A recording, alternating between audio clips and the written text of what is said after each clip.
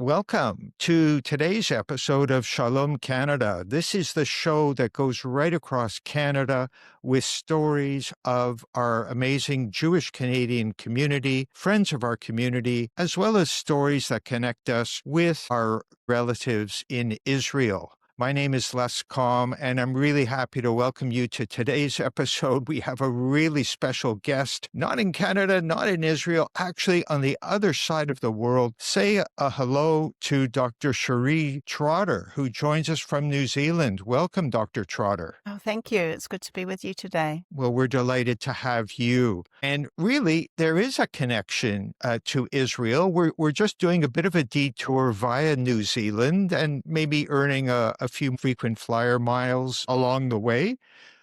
This is really a fascinating story. And again, our goal is to tell stories that you won't necessarily hear about every day in the regular news media. This story is about an organization called Indigenous Embassy Jerusalem, which Dr. Trotter of New Zealand co-founded along with other supporters. And I've had the pleasure of attending not one, but two academic symposia held by Indigenous Embassy Jerusalem in Jerusalem. So this is just a terrific story. So for our viewers and listeners, have a listen. You'll learn something about this wonderful organization. And as always, for our members, we're going to start with a compact episode of 15 or 20 minutes in terms of our conversation. And then surely your interest will be piqued and your curiosity aroused. And for those, there will be a deeper dive conversation that follows separately that you can subscribe to and have a listen to. And we certainly encourage you to do both. So first of all, let me properly introduce you, Sheree. Sheree, you are Maori in New Zealand. You earned your PhD from the University of Auckland with a thesis on Zionism. You're the author of Zionism at the Ends of the Earth. Not sure if that includes New Zealand here. And you are a member of the London Centre for the Study of Contemporary Anti-Semitism. You co-founded the Holocaust and Anti-Semitism Foundation, and you've interviewed for that work over 70 Holocaust survivors. That is just incredible. Just incredible. You are the convener of the Indigenous Embassy Jerusalem Academic Conference at the beautiful Bible Lands Museum in Jerusalem. That's the conference that I've attended twice now. It's been excellent both times. And you were named in 2024 as one of the top 100 people positively influencing Jewish life.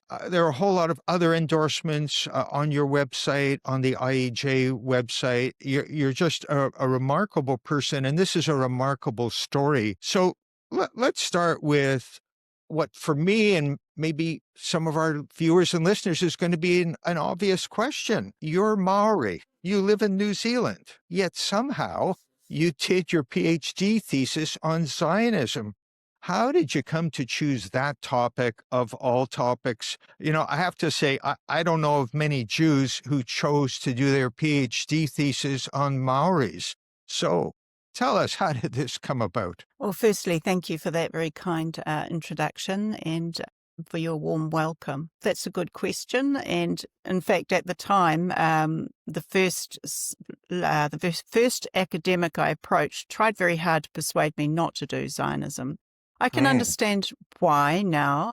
She was encouraging me to do a Māori topic, which of course would have been a natural fit, and it would have certainly opened many more doors for me in the academic world than doing Zionism. But by the time I went back to university to do my postgraduate studies, so I went after I'd raised my children, my 4 children, they were getting older, leaving home. I went back to do postgraduate PhD 2014. I had done my BA in the 90s. And by this time, my husband and I had become very involved with the Jewish community in a number of different ways, in a number of different projects, connecting with the people, connecting with the land. And to give you some examples of that, in the early 2000s, we were hosting Israeli travelers in our home, we live in the countryside. We live in a beautiful country, and we get many Israelis, especially young people, who come here after their army service just to get away from it all. And we hosted Yes. hundreds of Israelis in our home at that time. And that was a key experience for me in learning about who Israelis are. And I have to say, I think that's when I really fell in love with Israel, through the young people that I got to know. And so in 2008, we traveled to Israel with some of our children who were still quite young there, and we traveled for 2 months through Israel, staying in the homes of many of these people that we had hosted.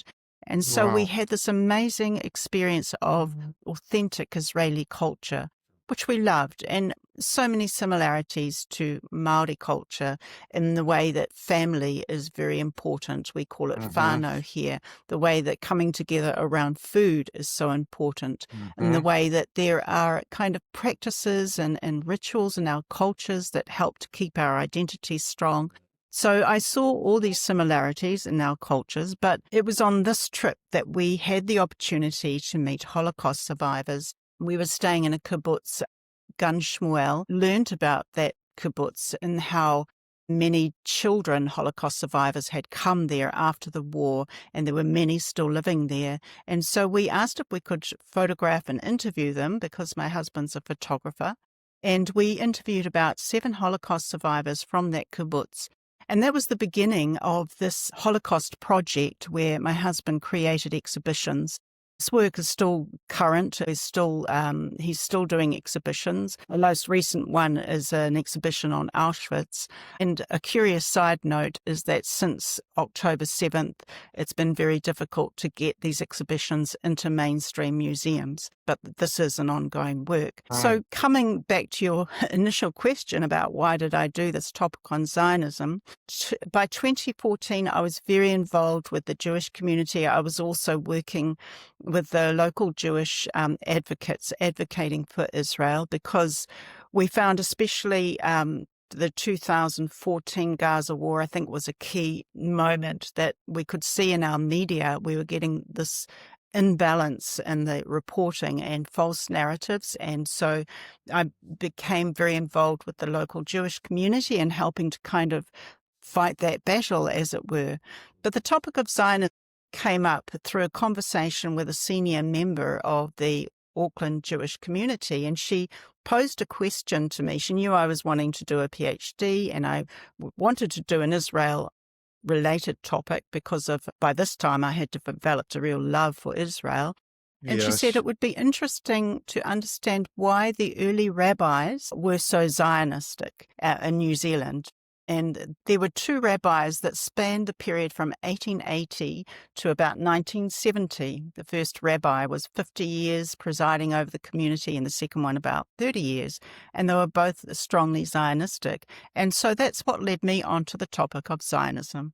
A long answer, but that's the full picture. Well, it's an amazing answer, and we thank you for taking us through the twists and turns. Many of us are familiar with young Israelis going off on a trip, sometimes before Army duty, sometimes after Army duty, which is mandatory in Israel, as we know. And the vision of the hundreds of Israelis, as you mentioned, over time, staying with you, your husband, your kids, in what I'm sure is a beautiful place in the country, is just remarkable, and everything else you described since. So you were going against the current there because, as you yourself said, it would have been easier and, from an academic career point of view, better for you to do something on the Maori, but you chose to go a different route. And that's just fascinating, just fascinating. So thank you for sharing that background with us. Let's focus now on one of the highlights of your work among the many Zionist initiatives that you're involved with. And it's the Indigenous Embassy Jerusalem project. And I'd like to quote the mandate. I'm going to read this so that I get it correct. You have a great website, which I encourage everyone to look at. I'll try to post that. But here we go. The mandate of the Indigenous Embassy Jerusalem is to stand against anti-Semitism and provide a tangible expression of Indigenous peoples' support for Israel and affirmation of the Jewish people's indigenous status. This is just a remarkable and wonderful statement. I also believe it's accurate.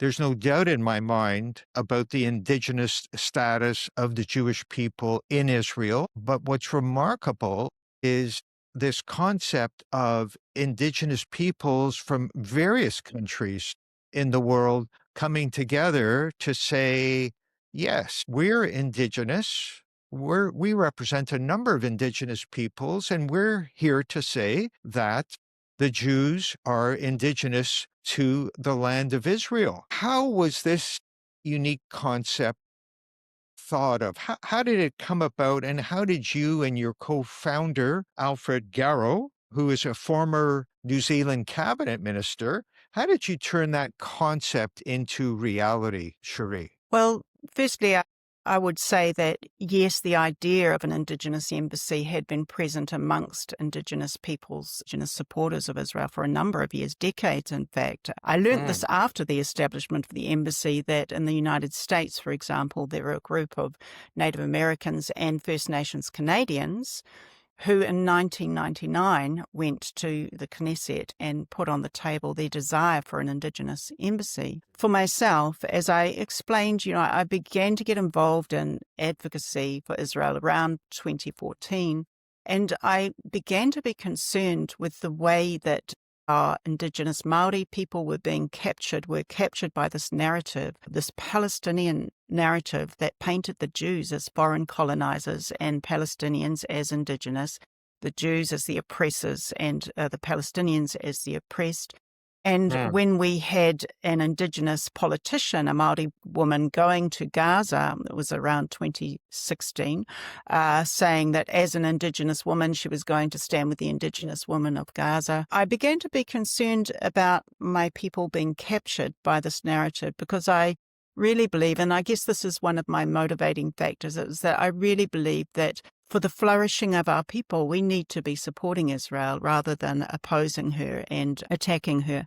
And so I began to have... Sorry to interject you, but you said for the flourishing of your people, it's important to take this stand. That's fascinating. Just explain that a little more. Why is it good for the flourishing of your people? Okay, well, I put that down to a spiritual principle, and, Māori are spiritual people, and we've always been spiritual people. And so I go back to the Hebrew scriptures for that spiritual principle, that those who bless Israel will be blessed and those who curse Israel will be cursed. It's a simple little statement, but I believe it's true, that for our people, for our flourishing, we need to be blessing Israel rather than cursing Israel. Interesting. And so that's kind of undergirds the motivation for what I'm doing for the sake of my people. I'm doing it for the sake of the Jewish people as well, of course. But I think actually for all people to be supporting Israel is better for our societies. It's going to lead to flourishing of our societies. And some people might frame this in terms of civilization, Judeo-Christian values, the way of looking at it. But when I look at Māori history, for example, and I'm taking a little bit of a detour here, but in the 19th century, we had the missionaries come to our country, and many Māori took up the message of the missionaries. Now, over a period of time, some Māori actually gravitated towards the Hebrew scriptures and saw themselves and saw their story in the Hebrew scriptures. They saw themselves like the Israelites, because by this time they were fighting the government who was trying to take their land, and so they were fighting for their people. And so we had the development of Māori prophetic movements that were based on the Hebrew scriptures, and rather than the New Testament scriptures. And there was a very powerful kind of symbolic connection that happened there between Māori and the story of the Israelites. Some of those prophetic movements are still functional, operational today. They're still around today. One of them is called Ringatu, for example. So it's a Māori religion based on the Hebrew scriptures. some Māori saw themselves as one of the lost tribes of Israel. And I know this is a common story amongst many Indigenous peoples. So there's a powerful connection that is made there. And because Māori are spiritual, I think it was an easy connection to be made. But anyway, I'll come back to the 21st century and the establishment of the Indigenous Embassy. There's a little bit about, what undergirds this vision and this passion for the work. And so I started conversations with local Māori leaders, over that period about an embassy. And I remember meetings that we had. But the actual establishment of the embassy, I think the Gaza war played a role in it, a key role actually. In 2023, I was in Oxford with ISGAP doing the Scholars in Residence there. And then on my way home, we had a visit to Jerusalem. This is September 2023. I had the opportunity to meet the Deputy Mayor, Fleur Hassan Nahum, presented this idea to her of an Indigenous embassy. I talked to her about a range of things, including the Indigenous embassy idea. A month later, some Māori colleagues of mine were going up to Israel for a conference, and they set off on their journey, and it was the 7th of October, 2023. By the time they got to Dubai, they had a choice to make. They'd heard the news that this horrible attack had happened. So they had a choice whether to carry on or whether to turn back. Some of them turned back and some of them carried on. And of the ones who carried on, a couple of them found themselves again in a conversation that they had not planned with the Deputy Mayor Fleur Hassan Nahum at the Jerusalem prayer breakfast. And it was televised, actually. And Fleur announced there and then the intention to establish an Indigenous embassy in Jerusalem. So when my colleagues came back, by this time I had already set up the Indigenous Coalition for Israel. This was the platform we were using in this space. And so we followed up with Fleur, and she gave us a mandate to move forward with this project. Now, she was very keen for this to happen very quickly. And so my husband and I worked very hard over the summer of 2024. Our summer, which was January 2024, to get things started, to get things established, set up a website, etc. And we had this opening event at the beginning in February 2024, where we were able to gather a group of Indigenous people from around the world, from Canada, from America, from South Africa, across the Pacific for this opening event. And it was an amazing, powerful event hosted at the Friends of Zion Museum in Jerusalem. And so that was the opening of this embassy. Again, a remarkable story, and so current. It just feels so valid, so relevant as we speak here today. It has ongoing relevance, and very, very interesting to hear about your concern when you felt that some of your people were starting to get captured by the false narratives that were being spread. And of course, your story of the visit right after October 7th, 2023, which took a different shape than previously expected. And here we are today. Now, you mentioned Canada. I know you're just teasing us here. You've dropped the word Canada and Canadians a couple of times, and you've mentioned South Africa and Latin America and so on and so forth. But okay, we're here in Canada. Tell us, is there a Canadian connection with the IEJ, the Indigenous Embassy Jerusalem? Are there Canadian Indigenous people who participate? What's the Canada connection here, Sheree? Well, we've developed quite a good connection with Canada. So we did have a Canadian representative at the opening event. Melody Grey Eyes is her name. Following the opening event, we were invited to a event at Muckleshoot Reservation, which is in the Seattle area, Washington area, which was a mixture of Canadian First Nations and Native Americans who came together. A couple of hundred people came together for a summit. They were very eager to hear about this embassy because, as I mentioned before, this group were those who had gone in 1999 to the Knesset to ask for an embassy. And so the woman who led this summit is former Grand Chief Linda Prince, and so we have connection with her. We've worked with her. So a former Grand Chief, Harvey Yesno, is another leader that we work closely with in Canada, continue to work with Melody as well. So we came over there, but we also, on that trip, we went up to Vancouver. We met with the Jewish community there, and it was shortly after their synagogue had been attacked.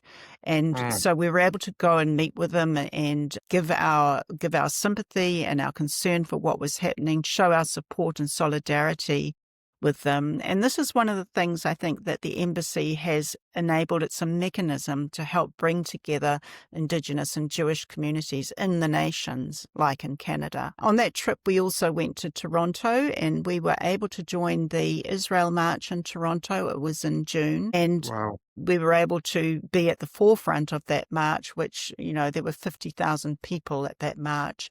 And we also, the consulate there organised what they called a powwow to bring together Jewish and Indigenous leaders. And we had this wonderful event that they hosted where we came together in the room, we had dialogue, we had conversation.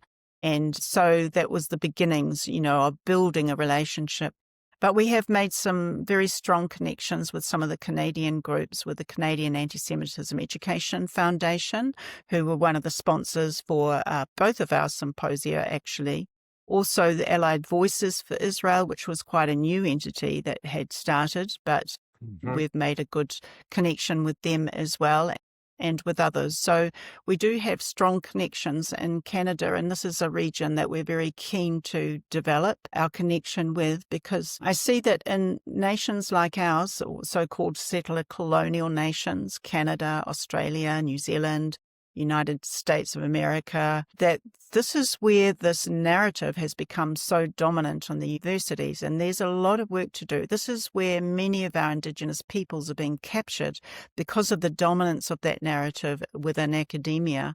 And this is one of the reasons why we've chosen as some of our first projects is to hold academic symposia, because we recognize that it's the lies begin in academia and it filters down to all of society from there. And so we see the importance of targeting that area. Yes, and we'll get into that a little bit further in a follow-up conversation. But thank you for describing the Canadian connection, Vancouver, Toronto. You mentioned several Indigenous leaders participating. Amazing that you were at the front of that 50,000 person march in Toronto. I remember looking at the pictures, and the whole thing looked very, very powerful. Canadian Anti-Semitism Education Foundation, CAEF, we're familiar with them, very strong, very active, very proactive, and Allied Voices for Israel. So, Sheree, we're going to close on this really powerful note, the continued progress, the dynamism. For Canadians who want to learn more about IEJ and all the work that's connected with it, would your website be the best place to visit? Yes, sure. We have a website, indigenousembassy.org, and we're on social media, of course, Facebook and Instagram particularly. We have a YouTube channel as well where we're posting videos, and we've got a number of the videos from the symposium, and we will have all of the videos shortly on those formats. Okay, so website, social media, including YouTube, Facebook, Instagram. I highly, highly encourage people listening or viewing our conversation today, check it out, Indigenous Embassy Jerusalem. It's easy to find if you search for it. If you want to support them, there's a donation page. All this work does take some money, and there's already a Canadian connection even stronger. You can sign up for newsletters, for email notification of future events. It's just a wonderful, positive body of work activity that is countering the false narratives and really bringing a tremendous friendship between Indigenous peoples of the world. And certainly here in Canada, the importance of Indigenous peoples, it's an important part of our discussion in Canada and part of our great history. So with that, Sheree, we will pause this conversation with many thanks to you for taking the time to be with us and really inform us on what's been going on with Indigenous Embassy Jerusalem. So for those whose curiosity has been piqued, and I hope that's all of you. Sheree and I will have a follow-up conversation where we'll take a little bit more time and we'll take a deeper dive into exploring a bit more about the Maori people, their background, a bit more about the academic symposia, what they are accomplishing. We'll talk about how IEJ has fared after October 7th. Has there been a backlash or has there been support? And we'll talk about how the government of Israel has responded to IEJ and the people of Israel, of course, not least including the academics who I had the pleasure of seeing present. Well, Sheree, Dr. Trotter, thank you so much for being with us today. It's been a fascinating conversation, and we really appreciate you taking the time. Oh, you're most welcome. It's been a pleasure.